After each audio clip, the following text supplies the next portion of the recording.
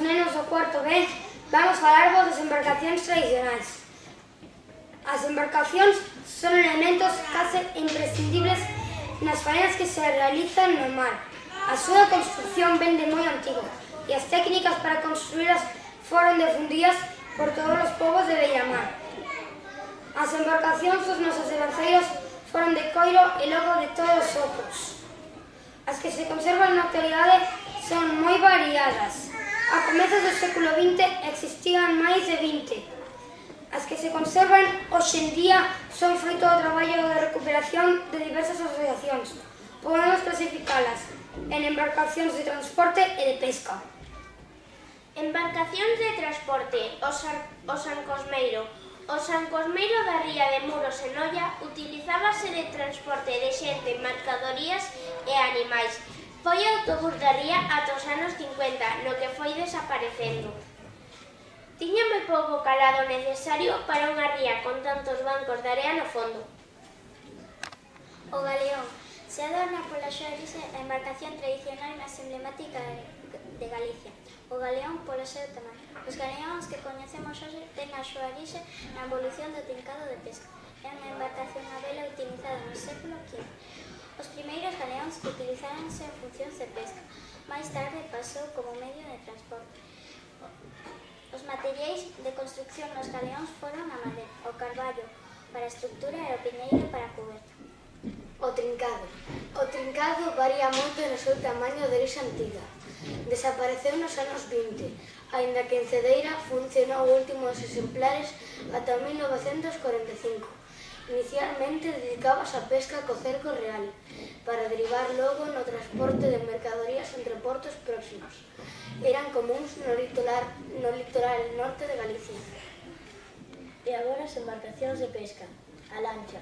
Unha lancha é unha embarcación pequena de vela e remos que se utilizou para servizos auxiliares dos barcos, para o transporte de cabotaxe en ríos de baixo calado e para protexer o acceso aos portos. É a maior das barcas que poden levar a bordo os buques. Diferenciase do bote polo seu maior tamaño, polo uso da vela e polo tamaño das falunas. A lancha xeiteira foi a máis común e representativa da costa galega. O seu nome vén de ser utilizada coa arte para a sardiña. Desapareceu a mediados dos 60, cun tamaño mediano.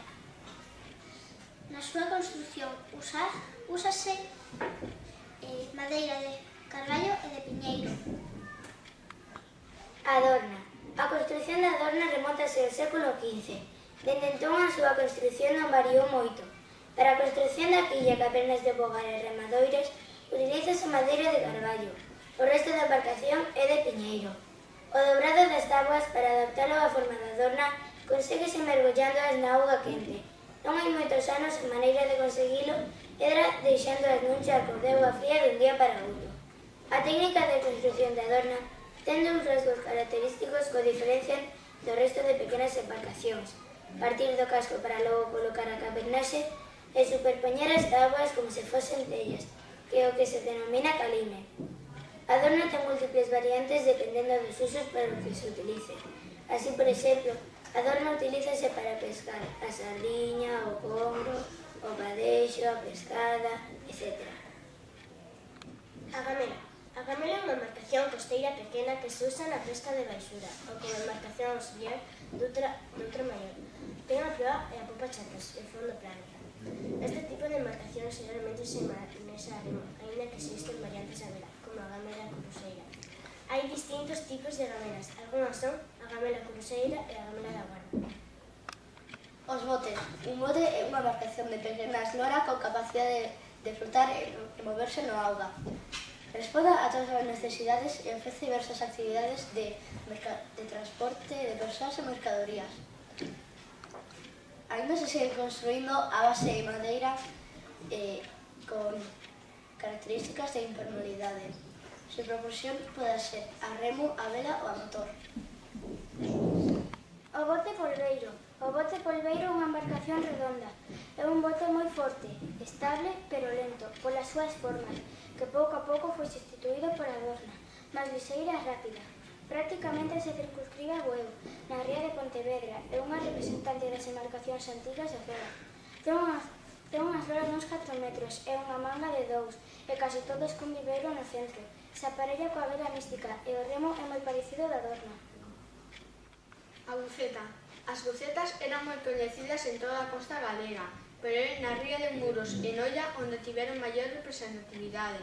A característica principal da súa morfoloxía era a similitude entre proa e popa.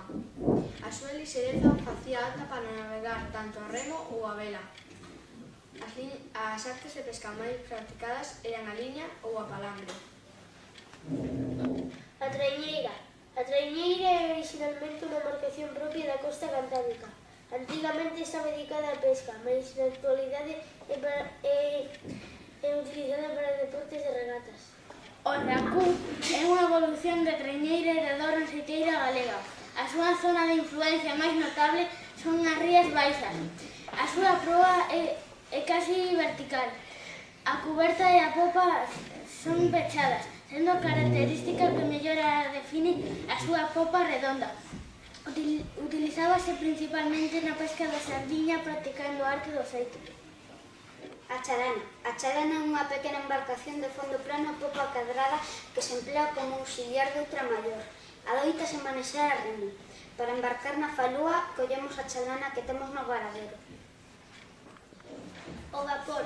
Designase así un grupo variado de embarcacións que teñen en común o estar impulsadas por motores de vapor, aínda que o tipo máis característico ten a proa alzada, vertical e alta, e a popa en rabo de galo, cunha grande cheminea. O primeiro sitúase en Vigo polo 1888 e empeza a diminuir a súa presencia coa introducción do motor diésel nos anos 50. Usados primeiro para a pesca con palangre, da pescada e do llomol. A partir dos primeiros anos do século cambian as artes de arrastre e a pescar sardiña un pouco despois. A capacidade de desplazamento permitíalles chegar a Irlanda e o Gran Sur. E aquí rematamos o traballo que fixemos todos os alumnos de cuarto B das embarcacións tradicionais galegas. Esperamos que os gustase.